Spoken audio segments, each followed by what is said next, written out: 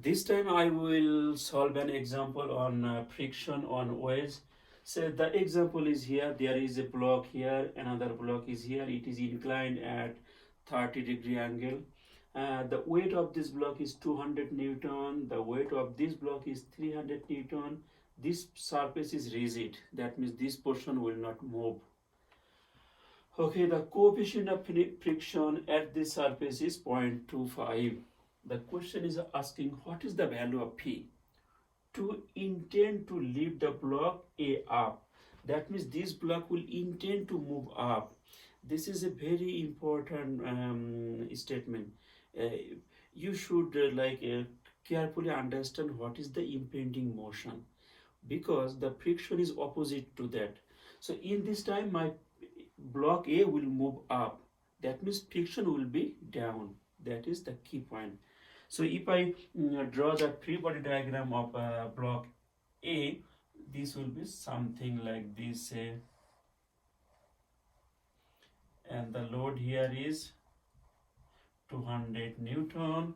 My force here is horizontal, that is say P, and the normal reaction will be say R.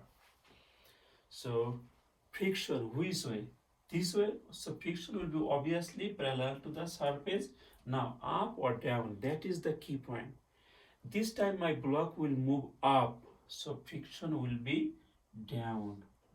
So right here, friction force is mu times R.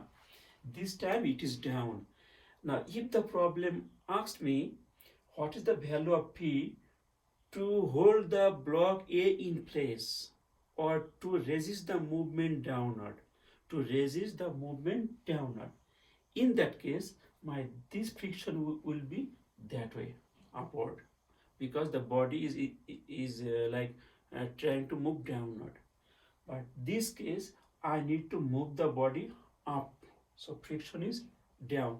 So this is a very important part of this problem. If you understand this part, then the problem is mostly solved, or your concept is totally solid.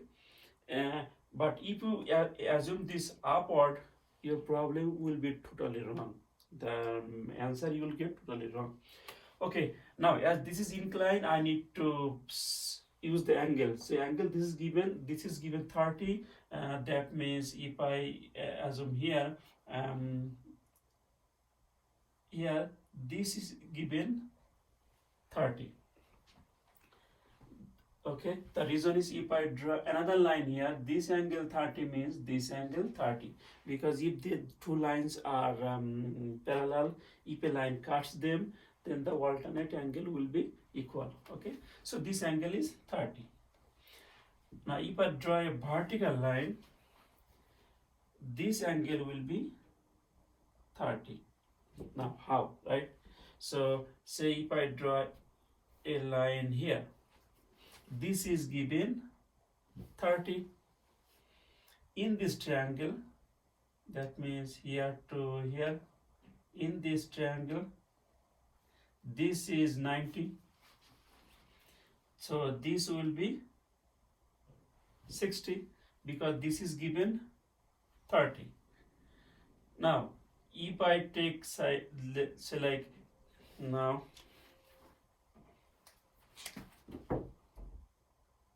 this line and this line are perpendicular. So this angle 60 means this portion is 60. So obviously this will be 30. So that is some way to resolve a force. Or in one of my previous video, I showed this way. Whenever there is a angle, say theta, so the normal component to the vertical, the normal component and the vertical axis, their inside angle will be theta, same thing. So you can just remember that way also. Whatever your inclination, that will be, now like whatever the angle with respect to horizon, that is the same angle of the normal to the vertical line. So vertical line, the normal reaction, so normal line with same angle. You can remember or you can solve it using this triangle rule. Okay, so I will make it simple. I will delete it so that you can understand, or do not make it so complex. Okay, so we drew the free body diagram. Okay, I am wasting time.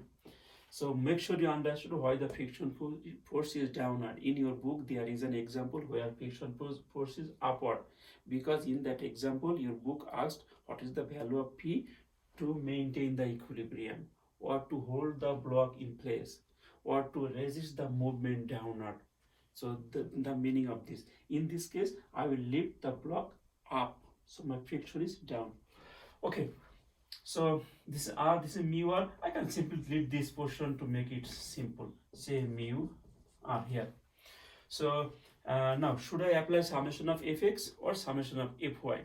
If I apply summation of fx, I do not know my r, I do not know my p. So I will apply summation of fy first.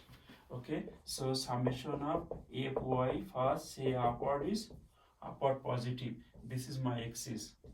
Y positive, this is say x positive. Okay, so I'm taking upward. What is my first force? 200. Downward, so write 200 negative downward, because I assumed upward positive. Next force is my r. R is also upward, and the component this way is, so r cosine 30.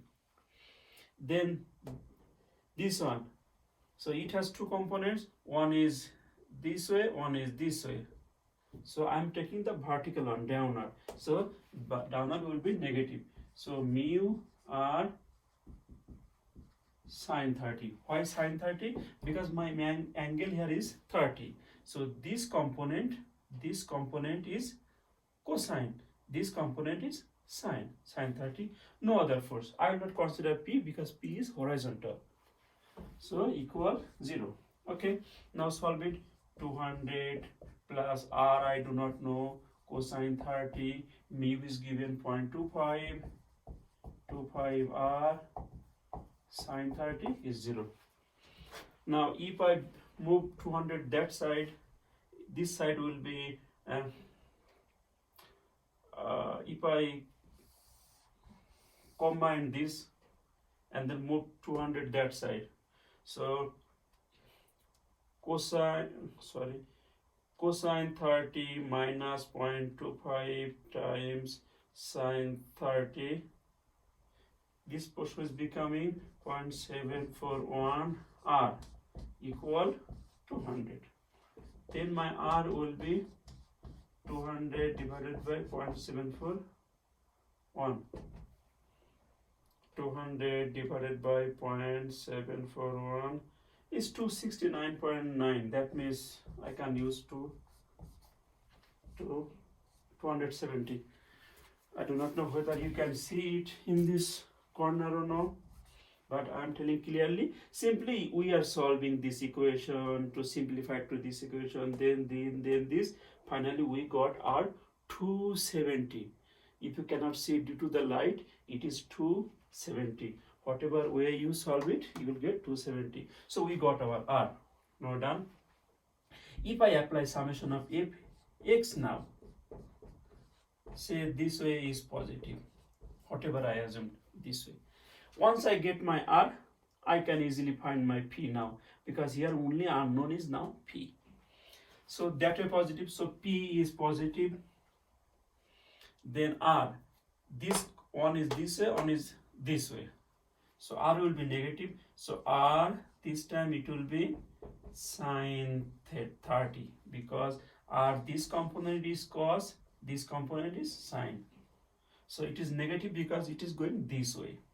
Then this, I will take now this component, and that will be a negative also because it is that way. So mu r, mu is 0.25, r is 270 equal 0. Yes, did I forget any other force? Yes, 200 Newton. I do not need it because it is vertically downward. I am taking only x direction. So p r sine 30 minus this. So p is that way, this is this way, this is this way. Yes, everything looks correct.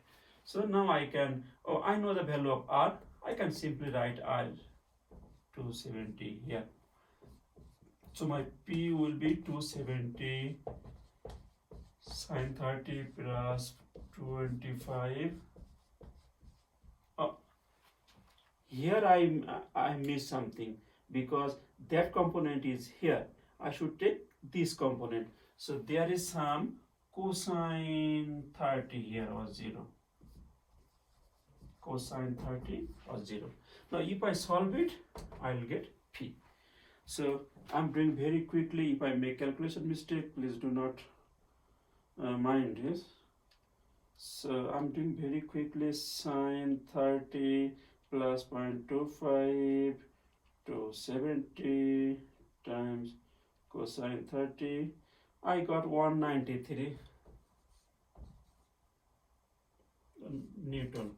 So hopefully the answer is right. If my calculation is right, concept wise is everything perfect. If I do not make any calculation, it is right.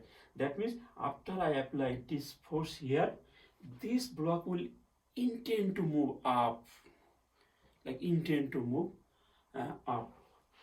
Okay, so hopefully you understood what I did. I just drew the free body diagram and applied summation of Fy. Why summation of Fy?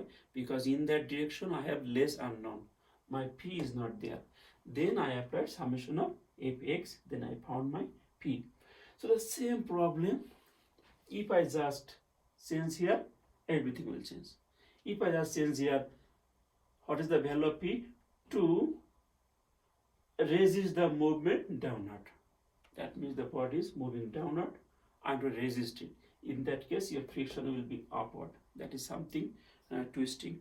Other than this, for wedge problem, there is no new theory. The same theory of the surface is that frictional force is mu times the normal reaction. Is something to remember, normal reaction. And when you draw the free body diagram, identify the movement of the block or the body, and your friction will be opposite to the movement. Then apply summation of the equilibrium equation, whatever is easier. If we apply at the beginning summation of fx, it is not a mistake, but it will not give you an answer quickly. So when you apply the equation, see which direction your unknown is less. Yeah, so apply that equation. So okay, I will stop here. In another video I will solve another friction problem. Thank you.